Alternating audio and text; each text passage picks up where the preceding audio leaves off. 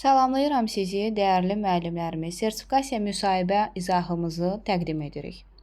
Həmçinin də bu sertifikasiya müsahibə izahı MİQ müsahibəyə hazırlaşanlar üçün də effektiv olacaq. Birinci sualımız belədir. Təlim nəticəsi nədir? Təlim nəticəsi nədir deyəndə biz bu suala cavab verərkən ətraflı cavab verməliyik. Həm düzgün təlim nəticəsinin necə olması, hansı xüsusiyyətlərə malik olması, həmçinin təlim nəticəsinin əhəmiyyətini də burada qeyd etmək vacibdir. Təlim nəticəsinin qaydasını biz bilirik. Lakin sadə kəlmələrlə deyə bilərik ki, təlim nəticəsi şagirdin təlimin sonunda hansı bilik bacarıqlara sahib olacağını öncədən göstərir. Və dərsin əvvəlində elan edilir ki, şagird təlimin sonunda hansı bilik bacarıqlara sahib olacaqsa, öncədən bunu bilsin. Və həmçinin də təlim nəticəsi çıxararkən biz diqqət edirik alt standartımıza. Alt standartı tam əhatə etməlidir, alt standartdan kənara çıxmamalıdır. Digər qaydalarımız isə dəqiq, düzgün, aydın olmalıdır, yəni spesifik olmalıdır. Təlim nəticəsi ölçülə bilən, yəni qiymətləndirilə bilən olmalıdır. Təlim nəticəsi mürəkkəb və yaxud çox asan ola bilməz. Nə asan, nə çətin olmalıdır, yəni başa düşülən olmalıdır. Təlim nəticəsi reallaşdırıla bilən olmalıdır, yəni biz orada ürəyimiz istədiyimiz bir təsvir yarada bilmərik. Əgər bunu əyani vəsaitlərlə, resurslarla, mühitlə təmin edə bilməyəcəksə, reallaşdıra bilməyəcəksə, demək bu reallaşdıra bilməyən bir təlim nəticəsidir ki, bu da düzgün hesab edilməyəcək. Və 45 dəqiqəni tam əhatə eləməlidir ki, müəyyən vaxt ərzində yekunlaşdırılmalıdır.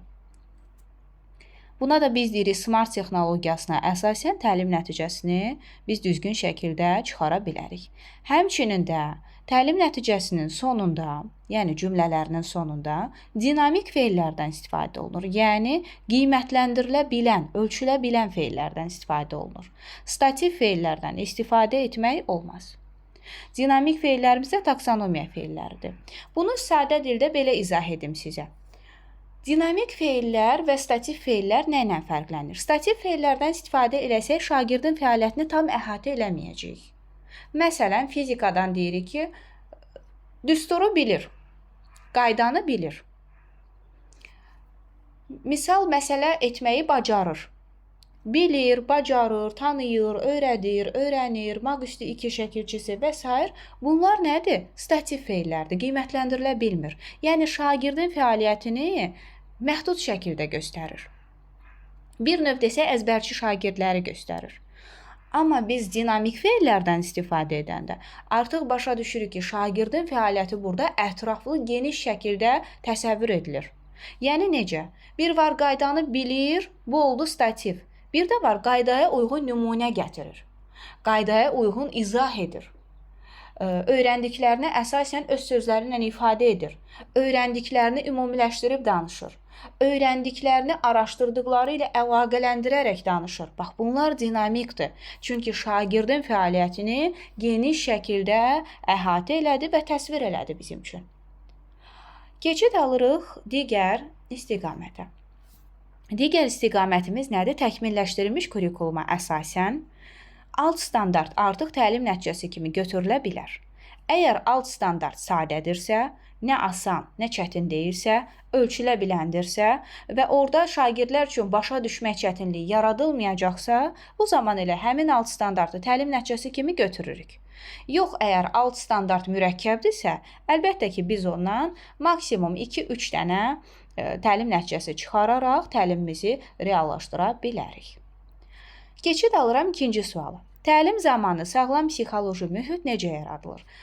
Təlim zamanı sağlam psixoloji mühit yaratmaq pedaqoji tələblərdən dəstəkləyici mühitin yaradılmasına riayət etməkdir. Çünki burada dəstəkləyici mühitdə həm deyirdi ki, maddi-texniki bazadan, infrastrukturdan düzgün şəkildə istifadə eləmək, bütün şagirdlərin ondan istifadəsi üçün şərait yaratmaq, həmçinin də deyirdi ki, sağlam psixoloji mühit yaratmaq, təhlükəsiz mühit yaratmaq.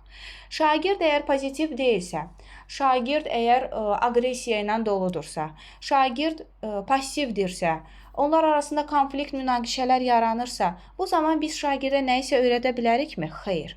Ona görə də birinci biz pozitivliyə köklüyürük, özünə inam, özgüvən yaradırıq, onlara rəylərlə Hansı ki, rəylərin növlərini demişəm. Həmin rəylərin növlərindən istifadə edərək istiqamət veririk. Səhvin son olduğunu başa salmırıq. Səhvin düzəldilə bilən olduğunu, səhvlərdən öyrənərək daha da inkişaf etməyi öyrədiriksə, biz bu zaman nə edirik? Sağlam psixoloji mühit qurduq və fundamentini qoyduq sağlam psixoloji mühitlə. Artıq onun üzərində o bina tikəcəyik. Həmin o bina nədir? Öyrənmə mühiti. Birinci sağlam psixoloji mühit qurulur, onun üzərində qurulur öyrənmə mühiti. Keçid alırıq 3-cü suala. Hansı pedaqoji tələblərdən hansıları önəmli hesab edirsiniz? Pedaqoji tələblərdən hansıları önəmli hesab edirsiniz? Belə deyək, biz burada bir neçəsini önəmli hesab edib, digərlərini önəmli saymamağımız düzgün çıxmaz. Ona görə də bu suala cavab verəndə, burada qeyd edirik ki, pedaqoji tələblərdən hər birinin özünə görə effektivliyi var. Şagird yönümlülük, şagirdin meyli, marağı, potensialı nəzərə alaraq ona mənimsədir, öyrədir, sərbəstlik verir, seçim ixtiyarı verir. Təhsildə bərabər imkanlar şagirdləri ayrı-seçkilik etmir, onları bərabər nəzərə alır və həmçinin də hər birinin potensialını, meylini, marağını nəzərə alaraq onların belə deyək, tapşırıqlarını tənzimləyir. Məsələn, deyirik ki, bütün sinifə müxtəlif tipli çətinlik dərəcəsi olan tapşırıq verdim. Müxtəlif çətinlik dərəcəsi olan tapşırıq verəndə hər birinin potensialını nəzərə alıram. Asan, orta, çətin, ən çətin. Sonra dəstəkləyici mühit dedim bayaq. Bu da pedaqoji tələblərdən biridir. Hansı ki, sağlam psixoloji mühit və maddi-texniki baza infrastrukturdan istifadəni nəzərdə tutur. Daha sonra fəaliyyətin stimullaşdırılması özünə inam, özgüvən yaradır, rəy verərək, yəni əks əlaqə quraraq istiqamət göstərir, onun fəaliyyətini izləyir, səmərəliliyi artırır, hər birinin özünə məxsus inkişaf yönümlülük, mənfi nəticələr üzərində işləyir, anındaca onu aradan götürür və inkişafa yönəlir, istiqamətlənir və digərlərini də deyə bilərik. Məsələn, pedaqoji prosesin tamlığıdır. Təkcə öyrətmir. Həm öyrədir, həm inkişaf elətdirir, həm də tərbiyə edir. Tərbiyə etmək də sadəcə biz başa düşdüyümüz tərbiyə deyil. Həmçinin də burada nəyi nəzərdə tutur? Sosial bacarıqlar da var, onun dinləmə qabiliyyəti var, onun cavab vermə qabiliyyəti var, həyati bacarıqları var, əməkdaşlığı var, komanda ilə işləməsi var və s.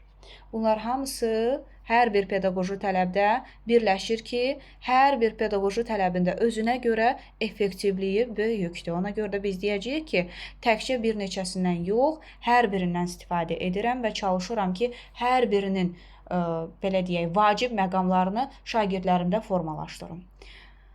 Keçirik digərinə, 4-cü suala. Şagirdlərdə araşdırma bacarığını necə formalaşdırırsınız? Şagirdlərdə araşdırma bacarığını formalaşdırmaq üçün ilk ağlımıza gələn sorğu və araşdırma əsaslı təlimdir, öyrənmədir. Hansı ki, sorğu və araşdırma əsaslı da müəllim yönləndirmə verir, mövzunu qoyur, yönləndirməni edir, istiqamət verir, onlara köməklik göstərir, onları araşdırırlar, bir nəticəyə gəlirlər, müzakirə aparırlar və bu da o deməkdir ki, araşdırmanı biz tapşırıq kimi verəndə sadəcə nəzərdə tutmuruq ki, mütləq şəkildə texnologiya üzərindən aparılmalıdır. Bəlkə bir şagirdin evində heç proqram təminatı yoxdur, kompüteri yoxdur, ya ümumiyyətlə internetdən istifadə mümkün deyil. Ona görə də biz həmişə deyirik ki, araşdırma bacarığını təkcə texnologiya üzərindən deyil, həmçinin də dərsliklərdən, kitablardan, özündən daha təcrübəli şəxslərdən də edə bilərlər. Zaten biz araşdırma bacarığı verəndə, sorğu və araşdırma tipli belə deyim, öyrənməni təşkil edəndə şagirdlərə istiqamət, lazımi mənbələr də təqdim edirik və köməkliyimizi də göstəririk. Bunu da nə deyirik? Müəllim fasilitatorluq edir. Keçid alırıq digər sualımıza. Digər sualımızda necə olacaq? İndi bizə desələr ki, məsəl üçün, 4-cü sualdan bir də sual çıxar. Şagirdlərdə araşdırma bacarığını nəyə görə formalaşdırırıq? Nəyə görə formalaşdırırıq? Çünki şagird passiv şəkildə mənimsəyən yox, araşdıraraq özü öyrəndikdə daha yaxşı mənimsəyir və uzun müddətli yaddaşa ötürür. Yəni, yaddaşına həkk olur. Və şagird üçün çox maraqlı olur, çünki özü əziyyət çəkib onu əldə eləyir.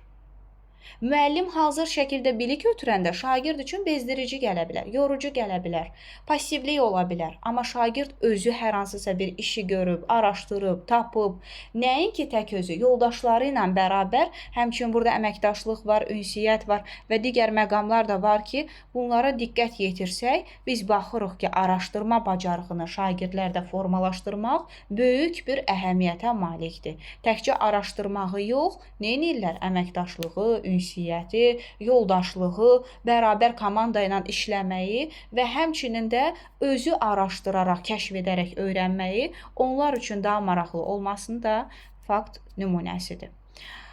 Hər birinizə uğurlar arzulayıram. İnşallah ki, bizim izahlarımız davamlı olacaq və yenə deyirəm, ödənişli dərslərimizə qeydiyyatlar davam edir. Həm fərdi, həm qrup şəklində. Əlbəttə ki, yenə də münasib qiymətlərlə gəlmişik, aksiyalar da davam edir və həmçinin özü hazırlaşan müəllimlərimiz də münasib qiymətə materialları alaraq özləri də öyrənə bilərlər.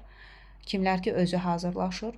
Kanalımıza abunə olun, kanalımızı paylaşın, bəyənin videolarımızı ki, davamlı olaraq yenə də sizin üçün izahlar təqdim edək. Təşəkkür edirəm.